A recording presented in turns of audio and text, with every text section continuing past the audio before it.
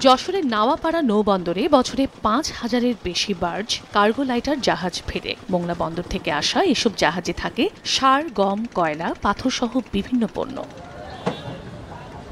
অভয়নগর উপজেলার চেঙ্গুটিয়া থেকে ফুলতলা পর্যন্ত এলাকা জুড়ে বিভিন্ন ঘাট পয়েন্টে এসব কার্গো থেকে পণ্য আনলোড করা হয়। অভিযোগ রয়েছে, গত ১ বছর ধরে সন্ধ্যা নামলেই এসব জাহাজে এক প্রকার জোর করে আড্ডা বসান স্থানীয় সন্ত্রাসী ও মাদকসেবীরা। বিভিন্ন সময়ে ঘটে চুরি ও ছিনতাইয়ের ঘটনা। এতে চরম নিরাপত্তাহীনতায় ভুগছেন জাহাজের মাস্টার, সুকানি ও কর্মচারীরা। বহিরাগত লোক এই জাহাজে আসে একজন নিয়ে চলে যায়। অনেক বহিরাগত লোকগুলো আসে যারা আসলে যাদের কোনো প্রয়োজনই নেই, এরা মাদক সেবন করে এসে তারপরে ছিনতাই করে, জোর করে কার্গোর উপরে উঠে তাদেরকে মাস্টার সুকারীদেরকে জিম্মি করে সেখানে তারা গাঁজা খায়, ফেন্সিডিল খায় এবং অনেক সময় তাদের মোবাইল ছিনতাই, টাকা পয়সা ছিনতাই করে নিয়ে আসে। আমরা প্রশাসনের কাছে জোর দাবি জানাচ্ছি এবং নৌপুলিশ যারা রয়েছে তাদের কাছে জোর দাবি জানাচ্ছি এটা তাদেরকে দেখার জন্য এবং এর সুষ্ঠু ব্যবস্থা নেওয়ার জন্য। অবশ্য সমস্যা সমাধানে নৌ পুলিশ সহ স্থানীয় প্রশাসনকে নির্দেশনা দেওয়ার আশ্বাস দিয়েছে বন্দর কর্তৃপক্ষ। বিআরডব্লিউটির পক্ষ থেকে নৌ পুলিশ এবং থানা পুলিশকে